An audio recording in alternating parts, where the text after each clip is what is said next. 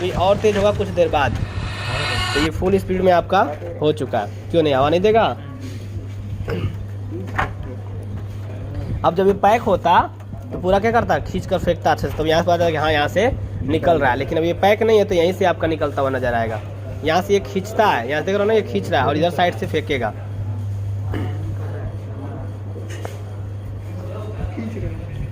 खींचेगा ना, यहाँ से खींचेगा, इधर से फेंकता है। उसकी पत्तियां ही ऐसे बने, पूरा क्या करेगा, खींचता है, ठीक ना।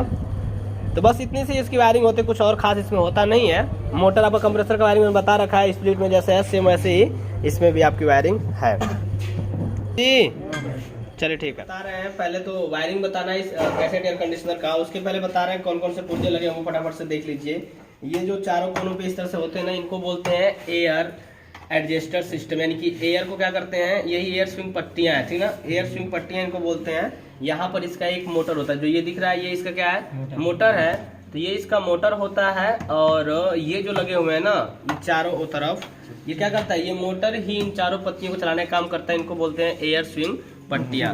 और ये जो आपका ये लगा हुआ इतना वाला हिस्सा, इसके जो ये कटा हुआ हिस्सा दिख रहा है, इतने में पाया जाता है आपका एयर फिल्टर, जो हवा को छानता है। इसमें से एयर फिल्टर फिलहाल में निकला हुआ है, तो एयर फिल्टर हवा को छानने का काम करता है। इसको निकालना सा, 2 उंगली को ऐसे डालते हैं इसमें, और डालने के बाद अंगूठे से इसको ऐसे दबाते हैं, ठीक ना।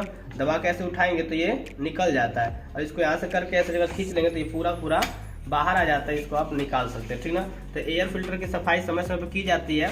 इतने में आपका एयर फिल्टर होता है। तो जब भी इसको साफ करना होता है तो इस तरीके से निकालते हैं। ये दिख रहा है ना, ये वाला जो लॉक होता है, ये जब ऐसे हो जाता है तो लॉक में से निकल जाता है, ठीक ना। इसलिए ये क्या होता है, दिख रहा है ना, ऐसे ये ऐसे लॉक होता है। तो इसको दबाएंगे तो अंदर चला जाता है और आराम से निकल जाता है। इधर देखिए ये बना हुआ है, ये इधर का लॉक बना हुआ है, ये जा करके इसमें फंसता है। इधर देखेंगे तो मिल जाएगा, इसमें फंस जाता है, ठीक ना। ये जो कटा हुआ हिस्सा है इसके अंदर फंस जाता है तो लॉक हो जाता है। बस इसको रख देता है। ये पूरा इतना हिस्सा जो होता है, ये इसको क्या करते हैं, इसी को लास्ट में लगाना होता है पहले, उसके बाद से एयर फिल्टर को लगाना होता है। तो हम स्विंग मोटर आपको दिखाते हैं कैसे काम करता है। इसको पलट दीजिए यहीं पे। से 5 वायर होते हैं, तो अगर इसको हम निकालेंगे तो इसके अंदर 5 वायर मिल जाएंगे। इस वजह से इसको छील लेते हैं, फिर आपको दिखाते हैं।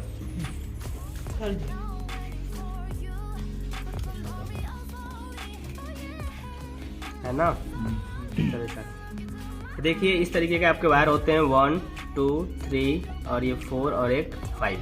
तो जब भी डीसी वाला मोटर होगा ना, उसमें 5 वायर होंगे, और नॉर्मल अगर मोटर होगा स्विंग मोटर तो उसके अंदर बस 2 ही वायर होंगे, न्यूट्रल और फेस के लिए।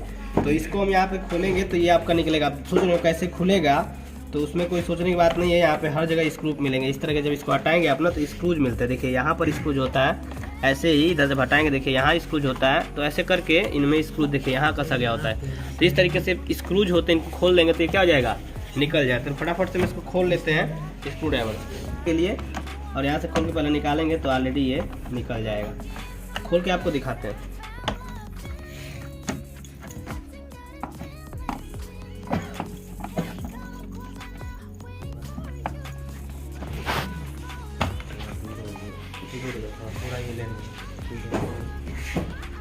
तो देखिए ध्यान से, सारा स्क्रूज खुल चुका है, और इसको आराम से बस ऐसे अगर उठाएंगे तो आप क्या हो जाएगा, ये खुल जाएगा, ठीक ना।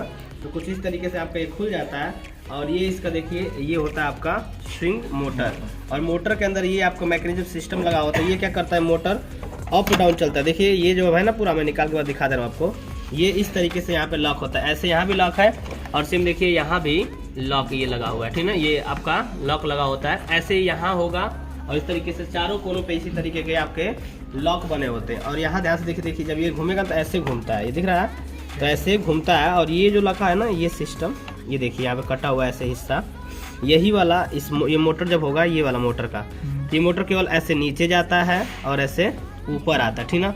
तो अप डाउन करके ये चलता है। ध्यान से देखिए, मैं दिखा दे रहा हूँ। देखिए ये मोटर ऐसे नीचे जाएगा, और फिर क्या होगा, फिर ऊपर आता है। तो जब ऊपर आता है तो क्या होता है, इसको नीचे ऊपर करता है, क्योंकि इसका ये कटा हुआ वाला हिस्सा ये इसमें फंसता है।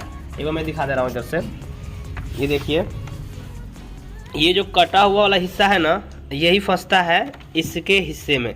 इसको ऊपर कर लेते हैं तो इसके हिस्से में फंसता है ये वाला, यानी कि ये कटा हुआ हिस्सा इस पे फंस जाता है।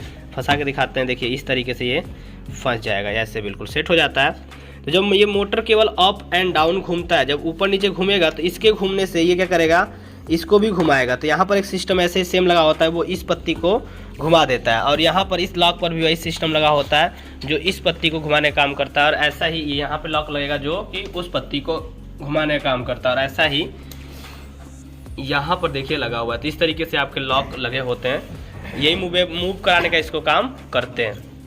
ये तो ये स्विंग मोटर एक ही होता है, लेकिन सारे पत्ती को घुमाने का यही काम करता है, क्योंकि ये ऊपर नीचे जब ऊपर जाएगा तो ऐसे ये पत्ती मुड़ जाएगी, जब नीचे जाए देखिए जब ये नीचे जाएगा ऐसे तो ये क्या होगा, ये पत्ती को घुमाएगा। लेकिन ये पूरा पैक होता है ना, इसलिए निकलता नहीं। हम अभी करें तो निकल जाए, क्योंकि ये ऊपर से उठा हुआ है ना। लेकिन जब इसको हम पूरा लॉक कर देंगे तो ये हिले डुलेगा नहीं।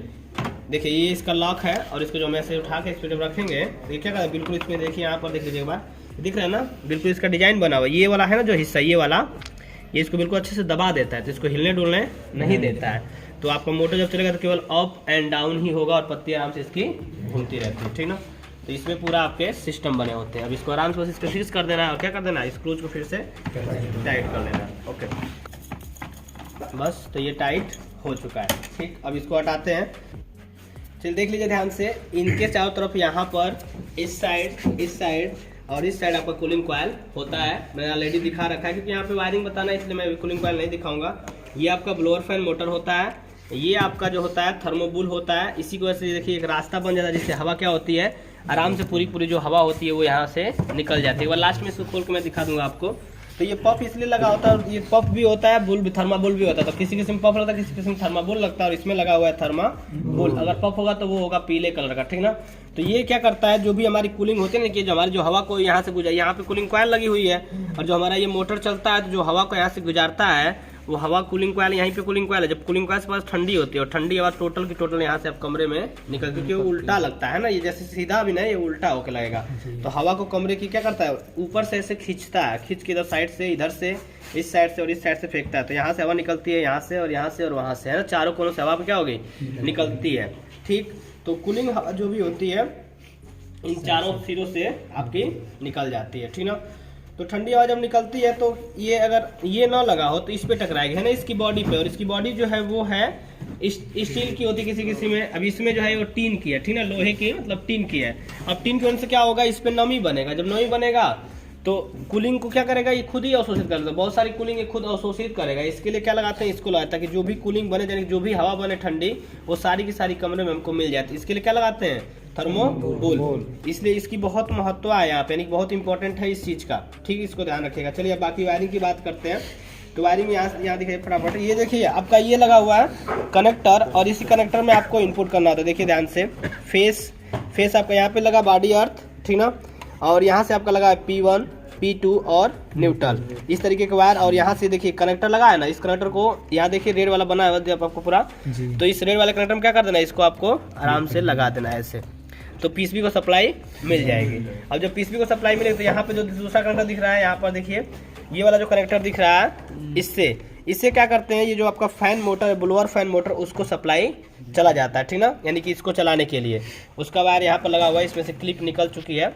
तो ये आपको सप्लाई यहाँ पर इसमें मिलता है। तो एक सप्लाई क्या होती है, यहाँ देखिए इसका रिले लगा हुआ है, एक कट करके रिले में से हो करके इसको जाता है। यही आपका क्या है, फैन का रिले है, ब्लोअर फैन का रिले है। और ये जो आपका दिख रहा है ना, ये बॉडी अर्थ है।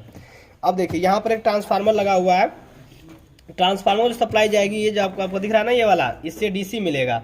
तो डीसी को डीसी वाले पे लगा देंगे आराम से। तो यहाँ पे आपका क्या हो जाएगा, ये क्लिप हो जाएगा, ये यहाँ लग जाएगा। और ये जो आपका है, यहाँ से हम इसको सप्लाई देंगे एसी, यानी कि इधर वाला सिरे से इनको सप्लाई मिलेगा, यानी कि इधर दिखाइए, तो ये 3 वाला है, यानी कि 3 वाले में ये लगेगा। अब इसमें 2 ही वर्किंग है, एक कौन सा, एक पहला और एक लास्ट, बीच वाला इसमें वर्किंग नहीं है, बीच वाला ग्राउंड होगा, तो इसका वर्क नहीं होता। और ये देखिए सीधा ही लगेगा, ये दिख रहा है ना डिजाइन कटी हुई, इधर भी आपका देखिए इसमें भी कटा हुआ होता है। तो कटे हुए तरफ में ही कटा हुआ क्या होगा आपका लगेगा, ठीक ना। अगर आप इसको जूम करें तो दिख जाएगा। तो कटा हुआ ही सीधा दिख रहा है ना, कटा हुआ है इधर और इधर, वैसे ही यहाँ पे आपका इसमें उभरा हुआ है। तो इसमें उभरा हुआ है और उसमें क्या हुआ है, कटा हुआ है। तो ये उभरा हुआ हिस्सा कटे हुए की तरफ लगाया जाता है, बस इस तरीके से। देखिए उल्टा लगाएंगे तो वो लगेगा ही नहीं, ठीक ना, कोशिश भी करेंगे तो लगने वाला नहीं है। तो बस इस तरीके से देखिए ट्रांसफार्मर को हमने दिया एसी सप्लाई। ये आपका एसी सप्लाई जा रहा है, ये दिख रहा है ना, दो वाला यहाँ से जा रहा है, AC और ये DC होकर के इसको जा रहा है। CN1 और CN2 यही होते हैं। अब यहाँ जगह देखिए, इधर दिखाया ध्यान से, यहाँ से जो जाएगा ना सप्लाई, इधर के टोटल जो आइटम्स है ये सब क्या है, DC वाले हैं। और इधर अगर आप देखेंगे तो यहाँ से देखिए, यहाँ से लेकर के इधर के जितने भी आइटम्स है ना, यहाँ से लेकर के इधर की बात करेंगे सब कुछ, ये बस यहाँ से होकर के ये जो जा रहा है ना इधर धारा, ये सब DC है।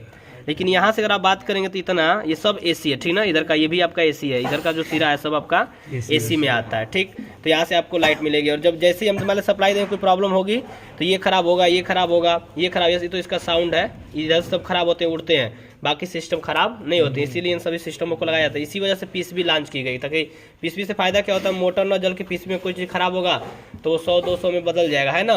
लेकिन अगर मोटर जल जाएगा तो काफ़ी ज़्यादा प्राइस लगेगा वहाँ पर। तो इसके लिए सब PCB का लॉन्च किया गया। PCB में कोई प्रॉब्लम आएगी तो PCB आपको बाद में बन जाएगा। वैसे इसमें प्रॉब्लम नहीं आती है, सारे कुछ लगाए गए इसी वजह से, ताकि इनमें एक एक यंत्र कोई खराब हो। एक ऐसा नहीं कि सारे के सारे एक ही बार जल जाएंगे। अब मान लो कि ये जल गया तो इसका यहाँ सप्लाई पास ही होनी बंद, ये सब तो बच जाएंगे ना आराम से, तो इसको बदल देंगे, आपका काम खत्म। इसके अंदर इसीलिए पहले तो फ्यूज लगाते हैं, इसमें देखिए फ्यूज नहीं है, लेकिन फ्यूज का काम यहाँ पर ये कर देगा। तो ये वर्क करता है, ये वर्क करता है, ये दोनों ये ब्रिज है आपका, ब्रेक कर जाएगा। और इसके पहले यहाँ पर देख रहे हैं ना, ये लगे हुए हैं लोहे के छोटे छोटे, यानी कि ये क्या करते हैं, ये रेक्टिफायर ब्रिज होते हैं, ये टूट जाते हैं, ब्रेक कर जाएंगे। ज़्यादा सप्लाई मिलेगी तो खुद ब्रेक कर जाएगा।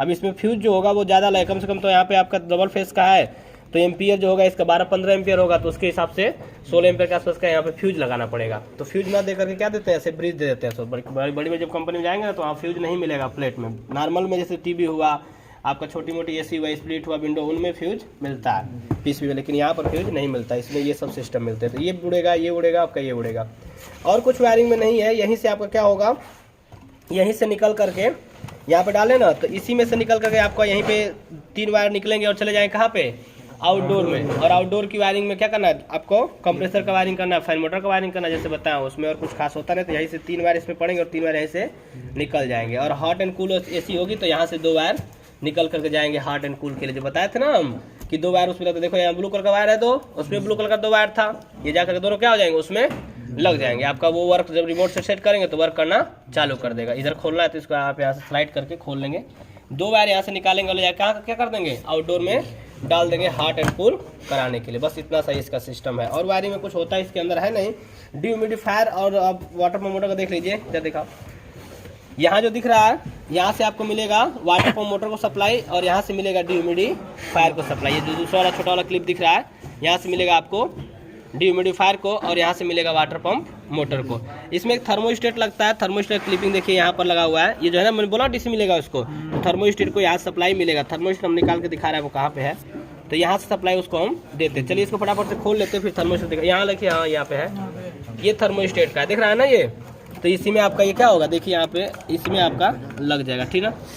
तो ये देखिए इसकी साइज से बड़ा है, मतलब यहाँ पे अगर ये लगाना चाहूँ तो ये इसका अभी नहीं दिया, दूसरा क्लिप दिया होगा तो इसमें नहीं लग पाएगा, मतलब ये कहीं और लगेगा। आप देखिए 2 है तो 2 वाला यहाँ पर सेट ही नहीं। अगर इसका क्लिप नहीं होगा तो आप इसको ज़बरदस्ती सेट करना चाहेंगे तो कभी होगा नहीं। तो इस बात को ध्यान रखिए। और इसको मिलेगा DC, तो DC ही आपको देना है। अब 2 DC तरफ कहाँ है, तो ये आपका हो सकता है,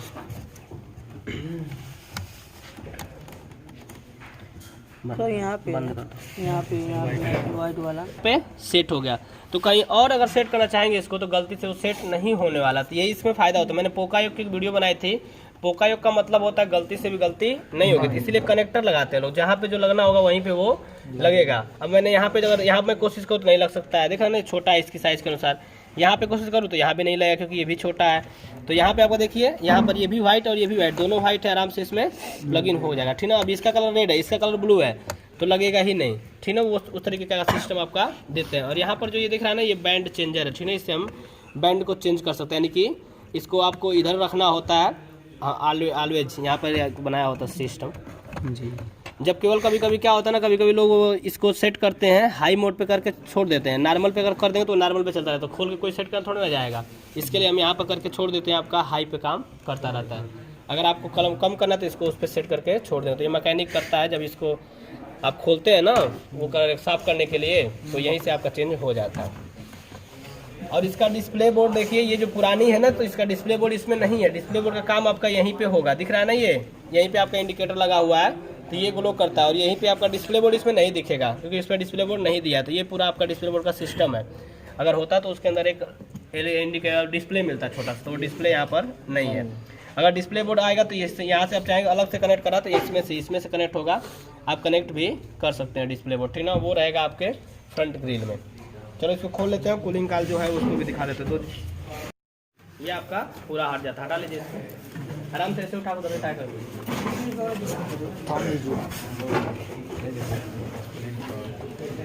तो यही आपका पूरा कूलिंग कॉइल होता है, ठीक है, देख लीजिए ध्यान से आप, ये पूरा आपका कूलिंग कॉइल होता है, ये आपका ब्लोअर होता है, ठीक ना। और ये जो आपका दिख रहा है यही आपका वाटर पंप मोटर है और ये डिह्यूमिडिफायर का सिस्टम है, ठीक ना। तो इनके लिए वायर देखिए यहाँ पर एक निकला हुआ है, ये डिह्यूमिडिफायर के लिए ये वाला वायर है, और वायर होगा इधर देखिए अंदर, ये वाटर पंप मोटर का वायर है, ठीक ना, ये वाला। तो ये आपका दो चीज़ हो गया। और ये आपका थर्मोस्टेट का वायर है तीसरा, यहाँ लगा हुआ थर्मोस्टेट बॉडी में, इसके देखिए कूलिंग कॉइल के बॉडी में ये रहा थर्मोस्टेट, तो यही आपका थर्मोस्टेट है। और उसका वायर यहाँ से जा रहा है आपका, ये देखिए ये वायर यहाँ से निकल करके ये वाला ये वायर आपका जा रहा है, यही थर्मोस्टेट का लास्टली वायर है। पकड़ो बस। और ये आपका पूरा का पूरा कूलिंग कॉइल है। और यहाँ पर जो दिख रहा है देख लीजिए, गैस डिस्ट्रीब्यूशन वाल्व यहाँ पे आपका होता है। तो ये वाला है जो आपका ये है गैस डिस्ट्रीब्यूशन वाल्व, इसी से बहुत सारी पाइपें निकलेंगी, ये जितनी पाइप निकले सब निकल करके इसमें जाती है और लास्ट में गैस इसमें आ जाती है। तो गैस डिस्ट्रीब्यूशन वाल्व क्यों लगाया मैंने बता रखा है पहले का ही, ये गैस को क्या करता है, डिस्ट्रीब्यूट करके सारे हिस्सों में एक बराबर मात्रा में भेजता है। तो इससे क्या होगी, पूरी गैस इसमें जाएगी और लास्ट में दूसरे वाले से इसमें सभी क्या होगी, गैस आ जाएगी, ठीक ना। तो ये डिस्चार्ज पे लगा होता है, देखिए यहाँ से अगर देखेंगे आप तो इस साइड में ये ऊपर वाला जो है ये वाला ये डिस्चार्ज वाल्व है। तो इससे गैस जब इसमें आती है ना इस वाले पाइप से, तो आने के बाद तुरंत कहाँ चले जाते हैं, इसके अंदर जाती है और यहाँ से प्रेशर बन के ये इसी नीचे साइड से इसके सारी ये पाइपें निकले, जितनी पाइप दिख रही है ना सब इसके नीचे से निकली हुई है। और उसमें इसको ऐसे कि इसलिए किया जाता है ताकि सब में बराबर मात्रा में, इस कूलिंग कॉइल में सब में बराबर मात्रा में गैस क्या हो आपकी जाए। तो ये वाला सिस्टम इसके लिए लगाया जाता है, ठीक है। तो हर एक कूलिंग कॉइल के हर एक हिस्से में बराबर मात्रा में गैस क्या होती है आपकी जाती है, तो इसलिए सिस्टम लगाया जाता है। आगे देखो, और लास्टली इसमें आकर के चले जाते हैं। तो एक बार हम ब्लोअर को चला के दिखाते हैं। ये डबल फेस का ब्लोअर है, सिंगल फेस चलाएंगे तो चल जाएगा, लेकिन ऐसा देखिए यहाँ पर मैं विदाउट रिले चलाऊंगा तो आपको इसको स्टार्ट करके हटाना पड़ता है स्टार्ट वाले को, उसको भी आप चाहें तो कर सकते हैं, बिना कैपेसिटर के सिस्टम को स्टार्ट किया जा सकता है। तो कैसे करते हैं वो भी हम इसी में देख लेंगे। ये कॉमन है तो इसको फेस दे देंगे, और कॉमन और स्टार्ट चेक करना बताया हूँ, आप चाहे तो चेक भी कर सकते हैं। तो ये आपका, मैंने इसको कॉमन सोच रहा हूँ क्योंकि ये वाइट है तो कॉमन होगा, और न्यूट्रल ये आपका रन हो सकता है और ये स्टार्ट हो सकता है। सिर्फ कंफर्म अभी मुझे भी नहीं है, तो इस तरफ करके मैं चेक कर रहा हूँ, फिर अगर नहीं होगा चलेगा तो पहले चेक करेंगे उसके बाद से चलाएंगे, ठीक ना। क्योंकि रूल के हिसाब से अगर व्हाइट है तो ये फेस होना चाहिए, और ये आपका ब्लैक है तो रन होना चाहिए, और ये आपका स्टार्ट होना चाहिए, ठीक ना। तो उसके हिसाब से हम करके अब चेक करते हैं, क्योंकि स्टार्ट को सप्लाई नहीं देनी होती है तो बस इसको स्टार्ट करके हटा लेंगे, ठीक ना। तो ये आपका रन का, इसको हल्का सा ऐसे चला देंगे तो रन करना चालू कर देंगे। चलो स्टार्ट करो, चालू कर दो,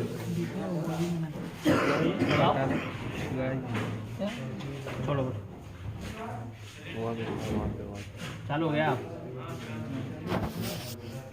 चलो देखिए रैन तो सही है, ये चलेगा। अभी देखिएगा कुछ देर बाद ये स्पीड पकड़ लेगा, अभी तुरंत स्पीड नहीं पकड़ता। वजह क्या होती है, क्योंकि यहाँ पर जो है ना मैंने डबल फेस नहीं दिया, देखिए अभी स्पीड पकड़ा धीरे धीरे ना, तो ये स्पीड पकड़ लेगा, अभी तेज चलेगा। अब ऐसा नहीं कोई इसको चला रहा है ऊपर से काटो, तो ये स्पीड देखिए पकड़ रहा है ना, अभी कुछ देर बाद काफ़ी स्पीड पकड़ लेगा। तो वायरिंग मेरी सही थी, ठीक है। अब देखो स्पीड पकड़ रहा है, अभी और तेज चलेगा ये, लेकिन वही डबल फेस मिलता तो बहुत तेज चलता, ठीक ना, क्योंकि डबल फेस का मोटर है तो डबल फेस पे ये काफ़ी तेज चला। देखो अभी चल रहा है ना पूरा तेज, तो इस तरीके से ये चलता है। अभी और स्पीड पकड़ रहा है कुछ देर बाद। भाई आधा डाले करंट मारेगा। हाँ करंट मारेगा सर, देख रहे हैं ना, तो देख लीजिए ये पूरा स्पीड पकड़ चुका है। अभी पूरा स्पीड इसकी नहीं है, इसकी स्पीड काफ़ी ज़्यादा तेज होती है, ये तो अभी नॉर्मल है इसका, ठीक ना। आधे के आधा चल रहा है, ये काफ़ी तेज चलता है, तो पकड़ लिया स्पीड ना। अब देखो यहाँ वायरिंग अगर देख लो, इधर लाके देख रहे हो ना, एक वायर ऑलरेडी छूटा हुआ है। तो मैं जो वायरिंग इसका किया हूँ, यहाँ इसको फेस दे दिया हूँ क्योंकि ये कॉमन था, और ब्लैक वाले को न्यूट्रल दे दिया हूँ, और रेड वाला जो है ना अभी बिल्कुल खाली है। तो इसी पे आपका देखिए आपका ये चल रहा है, ये काफ़ी तेज चल रहा है, स्पीड काफ़ी तेज, देख रहे हैं ये सब कुछ उड़ रहा है इसमें से, तो स्पीड इसकी काफ़ी तेज है। अभी और तेज होगा कुछ देर बाद, तो ये फुल स्पीड में आपका हो चुका है। क्यों नहीं हवा नहीं देगा, अब जब ये पैक होता तो पूरा क्या करता, खींच कर फेंकता अच्छे से, तो यहाँ से पता है कि हाँ यहाँ से निकल रहा है। लेकिन अब ये पैक नहीं है तो यहीं से आपका निकलता हुआ नजर आएगा। यहाँ से ये खींचता है, यहाँ से देख रहे हो ना, ये खींच रहा है और इधर साइड से फेंकेगा।